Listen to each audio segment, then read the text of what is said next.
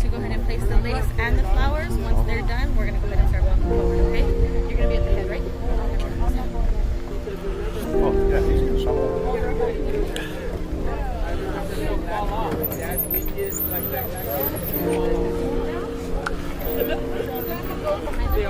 It's okay.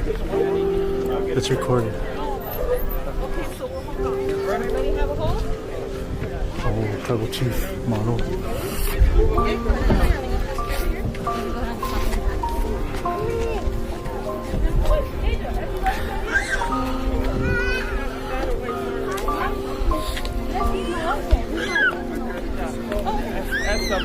You're my cousin, uncle. Okay.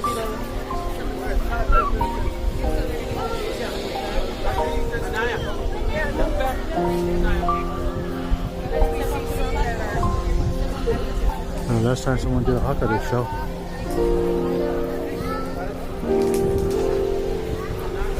Hold her high up.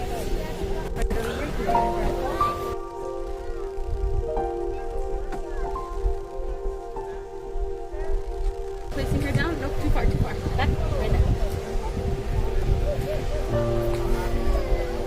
Gentlemen, on this side over here, I'm going to need you guys to hold her.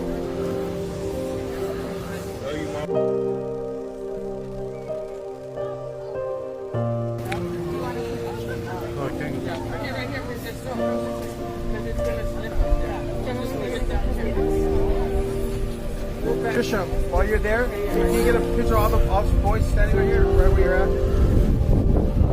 Right there. Boys, stand where you were. Akilis and Lakeisha, stand in the front.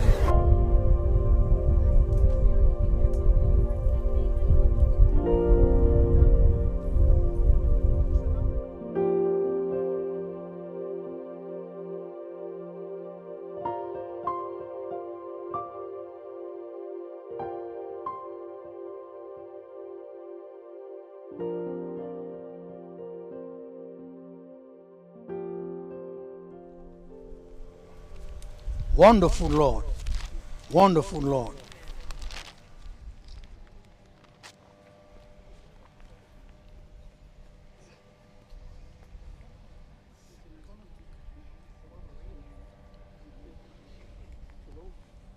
Tuso ia kopo e wha o lon whai upo se fulman wha pēr.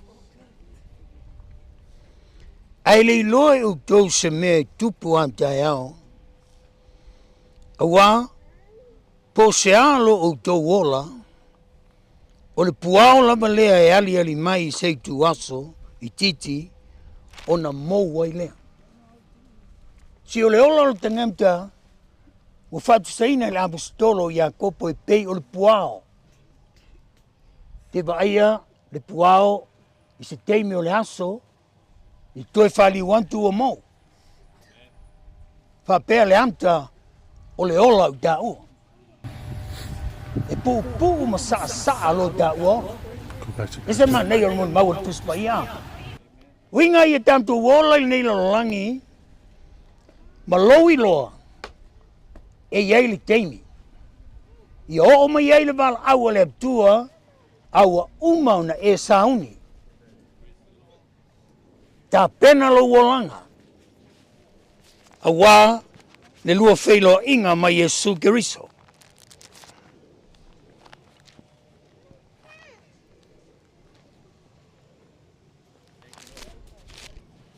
Wonderful Lord.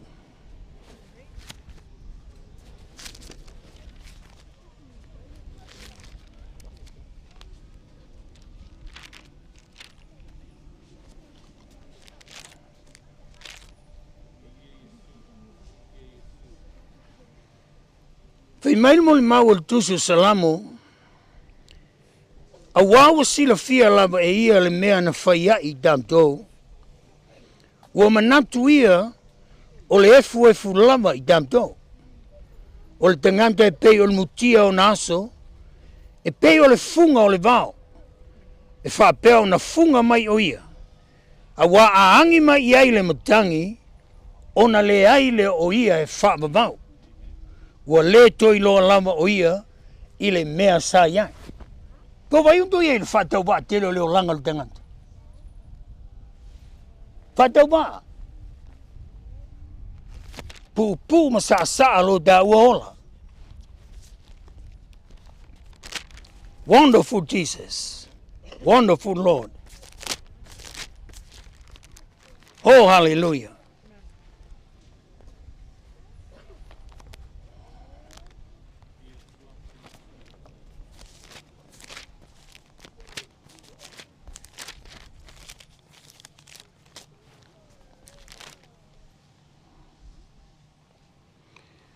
Tu se whaalinga mai o au le a lefa male o meka, o le amatanga male ngāmtaanga. Wa whetalai mai ai le ali o lo soifua na soifua foi, o le awhio mai, e ona le mā losi umalama.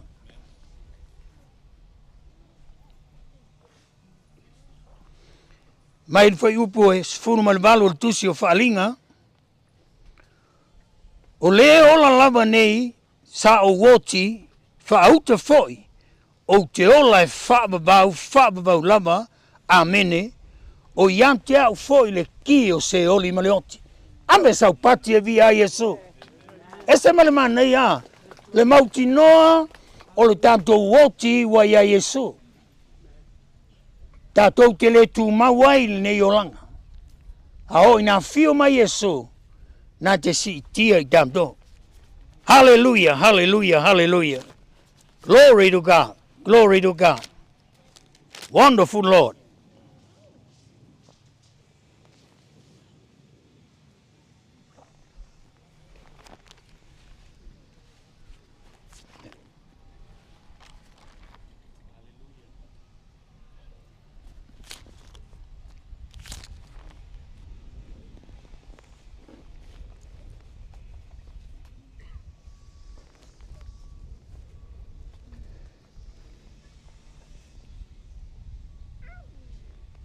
Wa o sira fia lava e ia le mea na whaia I tamtou, o le efu lava I tamtou.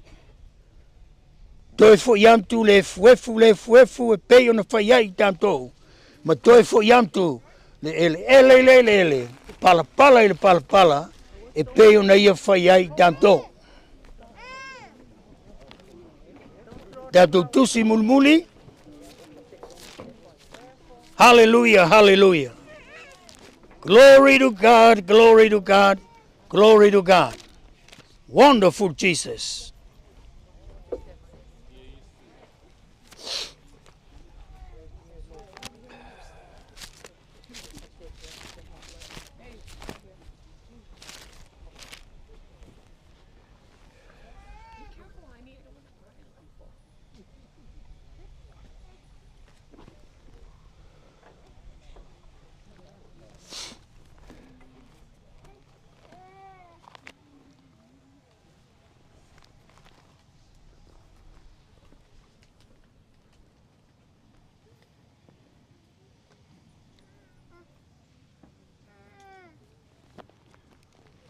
Oh, hallelujah, hallelujah, hallelujah, hallelujah, hallelujah, hallelujah, hallelujah.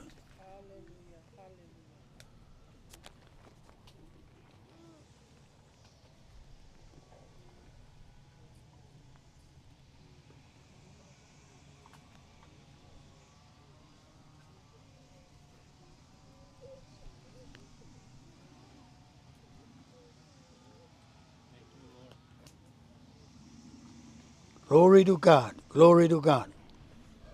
Thank you, Jesus.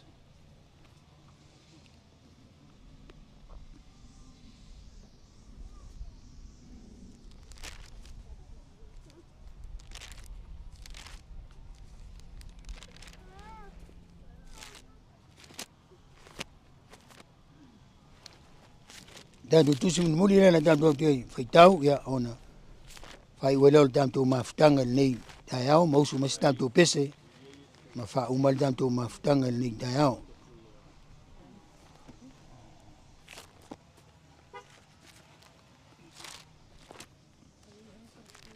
Oh, hallelujah.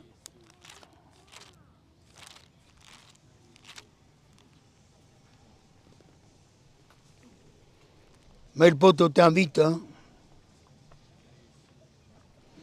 e sili il manantu Jehova le oti o na te nganta mi o tua. Nei tai au ma le tantou mafutanga, le whanau o le aptua, tantou whanungolongo i le upu muli muli mai lana a fionga, e sili sili le manantu i ova, le oti o na te nganta mi o tua. Te ulo mafofau le nei tai au, tātou te le tā ape amtu i o tātou ainga, ma mea tātou te no whai. I o mai le wala au o le aptua i lo o langa, ma lo o langa, wa uma ona tā ua sauni le nei tai au. Tātou mafutanga, usu ma tātou pese o tātou whai wela ia lele. Naya le langi, toia anoa pe tinga,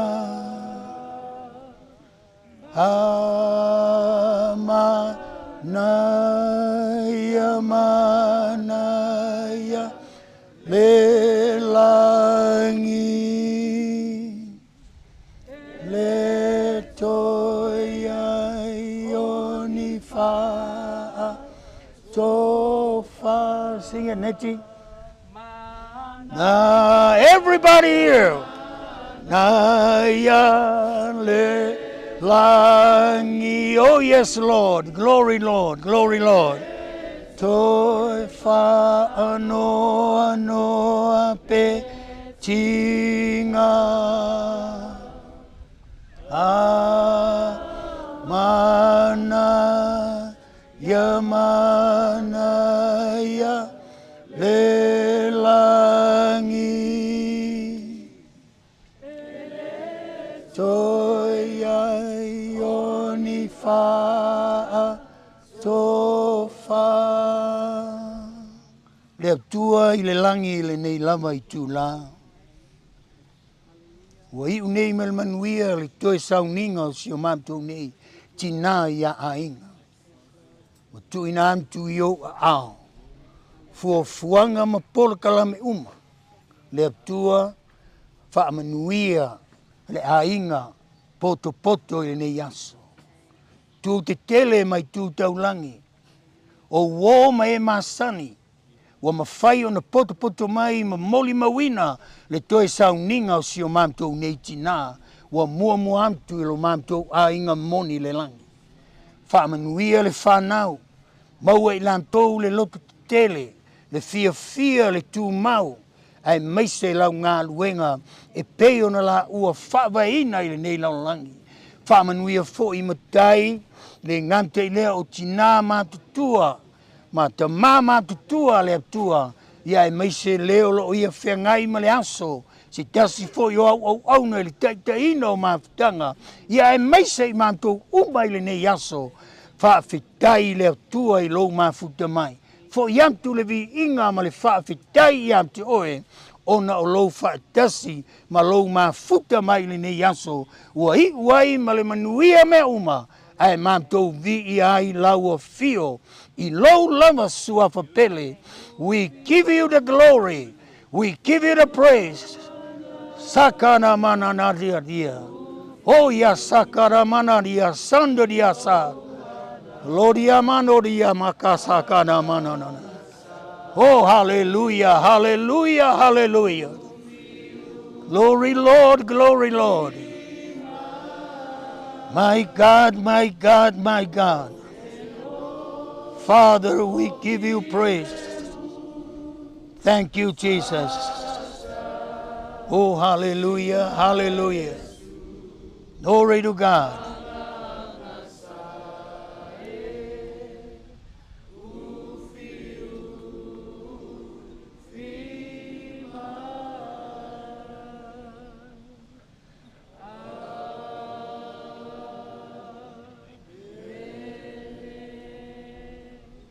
Hallelujah.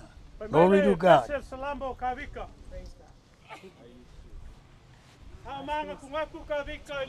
Bless you.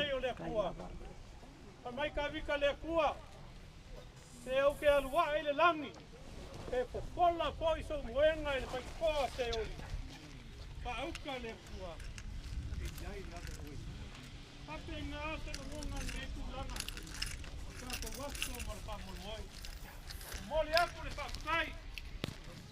Lau tunga al whawhengainga mutelu. Tokoa. Tunga al whawhengainga al kamanga al wenga. Al kongu a mangu singa le soa. Le vanganga ma le ngal wenga. Iou whaiva ma au kiuke. Wa whakau muinga. A wako e saunginga mo kau kaimi o siya mako ki ngā peleinga. Pa mai upo le aku. Lea ua mo waku ngalu whakoko. Pao ko nganga. Aia. Wa leo kou mai. Wa whaking mai. Ngalu whakio. Ko ngā whaipan. Aia. Lea ua e suenga leu kia o whangongoa. Lea o bongsa. Sau ki kia le paia ainga. Kukele mai ku kaulangi. Lea ua whanganga. Lea upu. Ki me inga. Vaise. Papale langa ia. Moli aku le mako whakai mano. Eio ula mana kumu. Eio so mako manguia. E po mai lea ianga au aunga. Eio lau sunga. O paiva mau kiuke we alo a ngai aso. O lau kule lea pa mano whakai. Ia loko le kua. Ia tanga po ai tele mau tele lau sunga. Wale kulanga o kau swinga le kupai o leo le kongo le kalesia. Le ngaka i tamaa ainga pa kingo. Aia pa silisili tamaa ainga pa le nganga. Au wale kua malanga lafu ma hoi. Le mo moli e koe pa kai salsa kaimi. Ngei asa koe a baku si mako pa malanga. Ai mo moli e kulava pa kai. E kusa o koe sa unginga si mako ki ngā leina. Pa ia man mamalu al kako whakisinga. Moli aku le nganga whakai. E lava un kalango aku. Anga whainga o mako ma whai te au ma le ainga. Ia te kau le maka ngua pie. Anga mako wai ale kokele. Poko mai. Ei ua mako loa. Wa ngā le soifua i se mako ki ngā. E le ngaka o lou kou soifua. Alo mako lola. Whawhekai lava. Kala au mai ma su mai. Kako te moni mauia. Lea o kako la hoa i longa tino maua. Ya, kako la. Kako sa iri no kako wala. Me maoko le lani o no kakalitali mai ai. Kako ngā te inga. Whawhekai, fusai loko awai mai. E yaso. Whakelea, a uma kako makutanga. Ia e wala au kulala ma whaalo ano. Kako futua uma i le hall o le industrial. Tana California lei, Raymond Macofare lei, Morino Air Valley, Muasau. Neri, ia, kako ke loa iai se whaikua o sau nia ainga. Kore kako whakinga. Kau lava mea, I want to ask, I'm going to say this in English so everybody can understand. It's at 2:30. 2:30 we start entering our reception hall. So, not 1 o'clock, 1:40, 2:30. So we would like to give time for the kids and our families to see mom be put down in a resting place, and then they're all going to make their way at 2:30 to start 2:30. So don't worry, it's going to start at 2:30. Okay? But please don't be there early. If you're there early, we have some horses and you know, so you guys can more than welcome to. Thank you so much, everybody. Hey. Thank you. Ladies and gentlemen, can I have your attention, please? Just as us conclude our service here at the final resting place, on behalf of Rose Hills, I'd like to offer my sincerest condolences to all of you here today, and we thank you all for being here in honor of Mama Aiga. In just a few moments, our interment experts will be making their way over, and we do understand that it is a difficult process to watch, so if you do need to excuse yourself, now would be the best time to do so, but just as they said, the family is hosting the reception. If you are able to continue celebrating your life, please join the family at this time. Once our interment experts do come, I do ask that everybody give them some space to allow them to say to the Lord. Once again, thank you all for being here. My condolences to you all. Husband, big hand for Rose Hill. Thank you guys.